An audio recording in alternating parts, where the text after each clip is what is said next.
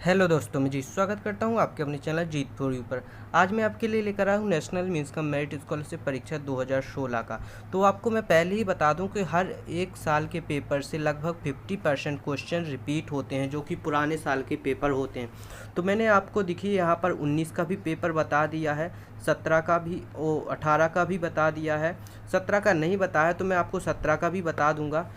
तो आपको इन सभी पेपर्स को अच्छे से याद कर लेना है और इस वीडियो को अपने दोस्तों के साथ शेयर करना है ताकि आपके सभी दोस्तों की मदद हो सके। देखिए, पार्ट 2 का पेपर है, यानी कि 2 पार्ट में आपका पेपर होता है 1 एंड 2। तो ये 2 वाला पार्ट है, इसमें 3 भाग होते हैं। कौन कौन से? Basic science, social science and mathematics. तो अपन इसमें बेसिक साइंस यानी कि 35 क्वेश्चंस को कंप्लीट करेंगे। तो आपको इन क्वेश्चंस को अच्छे से याद कर लेना है, क्योंकि मैंने पहले ही बता दिया हूँ कि पिछले ईयर्स यानी कि प्रीवियस ईयर्स क्वेश्चंस PYQ से 50% क्वेश्चंस आपके रिपीट होते हैं। मैं बता दे रहा हूँ कि 50, आप चाहे तो कोई सा भी पेपर मिला के देख लेना, आपका हर एक पेपर सेम टू सेम मतलब आधे क्वेश्चंस पिछले साल के मिलेंगे।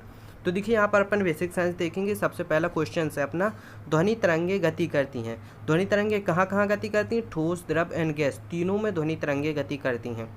आपतन कोण और परावर्तन कोण बराबर होते हैं। कब बराबर होते हैं? सदैव बराबर होते हैं। आपतन कोण का मान और परावर्तन कोण का मान सदैव बराबर होता है, ठीक है ना। तो दोस्तों, आज मैं आप सबको बहुत ही बढ़िया एप्लीकेशन के बारे में बताना चाहता हूं जो डेली हंट द्वारा बनाई गई है। इस साल डेली रन ने IHE स्कॉलरशिप एग्जाम रखा है, जिसमें पार्ट लेकर आप laptop, mobile phone, smart watch जीत सकते हैं। तो डिस्क्रिप्शन में दिए हुए लिंक पर क्लिक करके जल्दी से स्कॉलरशिप में रजिस्टर कीजिए और पाइए 50 करोड़ की स्कॉलरशिप जीतने का मौका। दोस्तों, इसकी सबसे बड़ी खूबी यह है कि पहली बार किसी ने बड़े शहरों के साथ साथ छोटे शहरों और ग्रामीण भागों तक क्वालिटी एजुकेशन पहुंचाने का निर्णय लिया है, और यहाँ पर इंग्लिश के साथ साथ हिंदी माध्यम में भी पढ़ सकते हैं। डेली रन जल्द ही अपना ऐप भी लाने वाला है, जहाँ आपको live classes, study notes, test series and quizzes मिलेंगी। तो आप वेट किसका कर रहे हैं? जाइए, लिंक डिस्क्रिप्शन में दे रखा है और इनाम जी। चाल का मूल मात्रक क्या है? चाल का मूल मात्रक क्या होता है? मीटर पर सेकंड। आपको ऐसा नहीं तो ऐसा भी लिखा मिल सकता है, मीटर पर सेकंड। जैसे यहाँ इंग्लिश में सेकंड पूरा लिखा हुआ, ऐसा भी लिखा मिले तो आपको यही लगाना है, चाल का मूल मात्रक पूछे तो, ठीक है ना।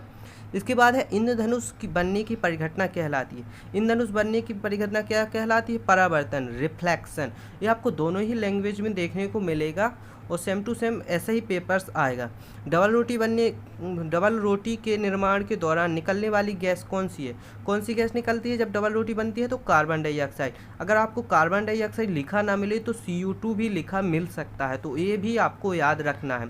तो मैं आपको दो ऑप्शन दे रहा हूँ कि ए भी आ सकता है और ए भी आ सकता है, ठीक है ना। तो ऐसे ही चलते चलेंगे। देखिए, यहाँ पर लिखा है CNG ईंधन का ऊष्मीय मान है।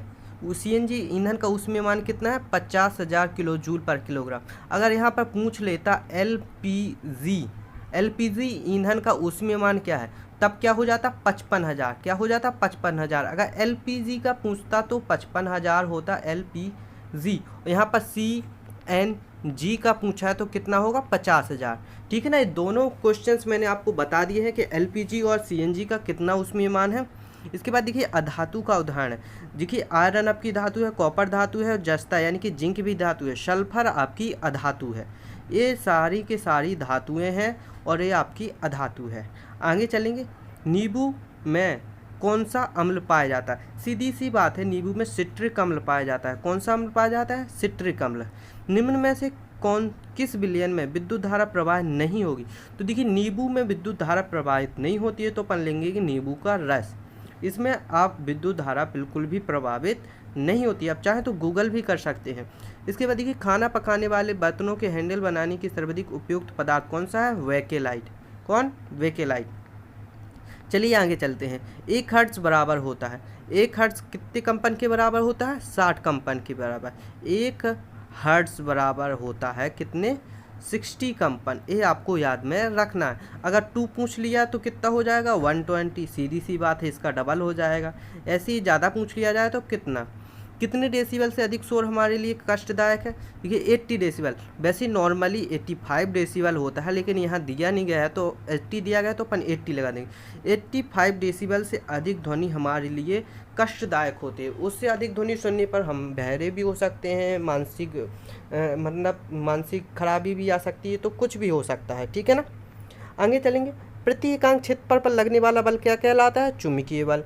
प्रोटोजोआ होने वाला रोग एक मच्छर द्वारा होता है। प्रोटोजोआ होने वाला रोग जो एक मच्छर द्वारा फैलता है क्या कहलाता है? मलेरिया।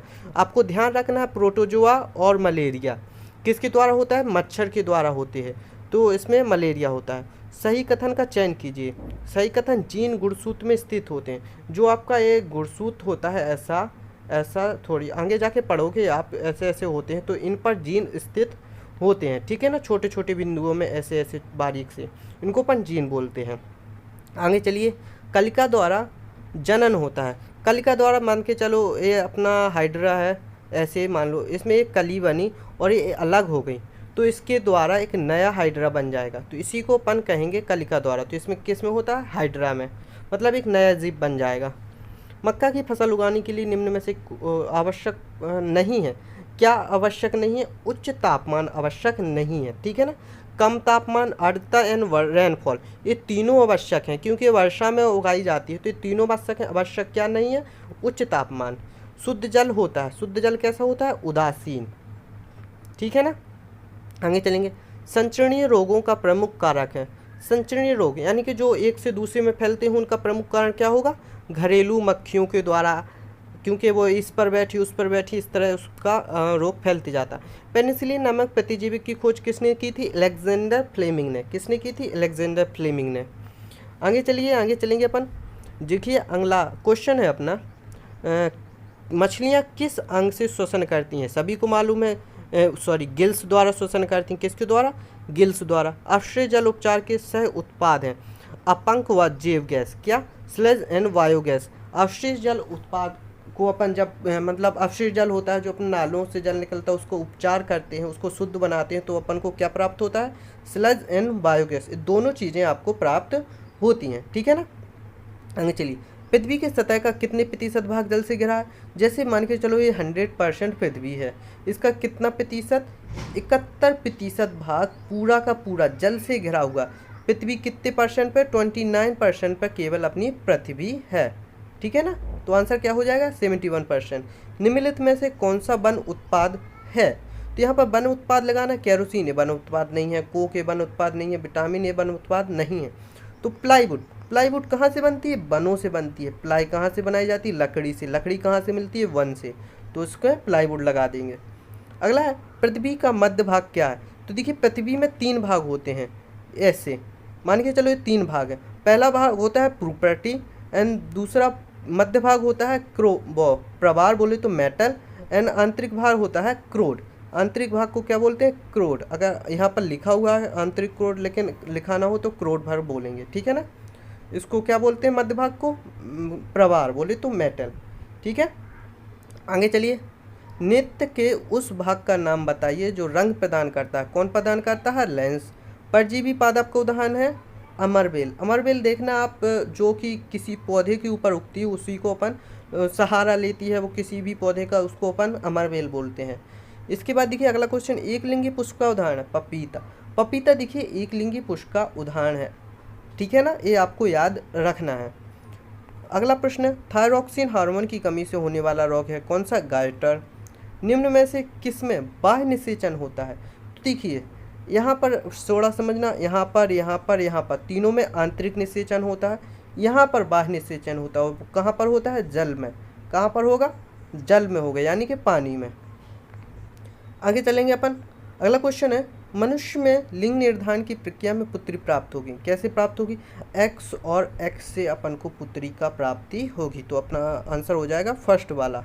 पादप जनन भाग है, पादप का जनन भाग कौन सा है? पुष्प, ठीक है ना। किस आयु के किशोरों को टीनेजर्स कहा जाता है?